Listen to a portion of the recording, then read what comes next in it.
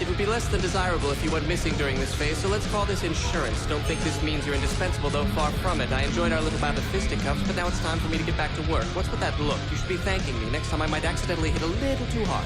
Gridman the Hyper Agent is a 1993 Tokusatsu series produced by Subaraya Productions, the production company behind the beloved Ultraman franchise. Boosted by the low-key modest success of Ultraman Towards the Future / Ultraman Grade, Subaraya was about to make a comeback in the Japanese entertainment market. Working with the toy company Takara, the duo made Gridman, which would lean into the push for new digital effects technology to tell the story of a hero from the computer world, Gridman, and the three kids, Naoto, Yuka, and Ippei, who would help him face the villainous Khan Digifer. Khan Digifer would manipulate social outcast and computer tech whiz Takeshi Todo to help create digital monsters to terrorize the computer world, which would in turn make aspects of our world, specifically electronic aspects, not work as they're supposed to. Takeshi usually creates these monsters out of misfortunes or frustrations he's experienced in everyday life, such as being mocked for his disinterest in fitness, being slightly inconvenienced towards housewives, or his creepy obsession towards Yuka. He is a total incel, but somehow ends up being one of the funniest villains I've seen in a Tokusatsu production with how big he plays up these little inconveniences that motivate him to make monsters. While Gridman is quite episodic, there's a lot of charm to those episodes of how they accurately portray the childhood experiences of doing silly dumb shit and vibing with your friends who convince you to do even dumber shit. The main trio of kids could be seen as bratty by some, but I think they serve as an accurate and wildly entertaining look at childhood that provided to be quite nostalgic for me, even if I didn't grow up in the 90s or in Japan. Of course, the action scenes of Gridman and the computer world are pretty hype and fun to look at, especially with the digital environment sets the show frequents in, but I found just as much enjoyment in our heroes living everyday life and learning lessons about how not to be a brat. It's very charming and makes me realize why this series has resonated with a lot of audiences and why it's so fondly remembered to this day. While Gridman was a success while it was airing and more episodes were produced than originally planned, Subaraya was bleeding money thanks to the infamous American co-production of the Ultra series known as Ultraman the Ultimate Hero / Ultraman Power, meaning plans for Takeshi to get redeemed and become a secondary Gridman who might have starred in a theoretical sequel series was cut. Takeshi would become Gridman Sigma in a series of neat photo novels showcased in the Television magazine, but it wasn't the same as what could have been the show's narrative peak.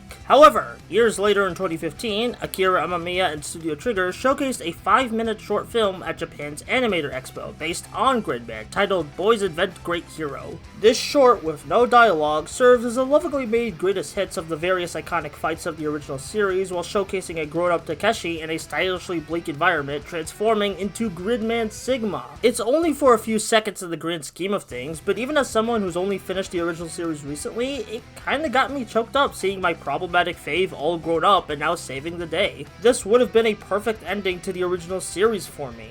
But as Google's search engine has repeatedly shown me when trying to research this video, there's another show we need to talk about that's revitalized the Gridman brand in the modern day. Oops!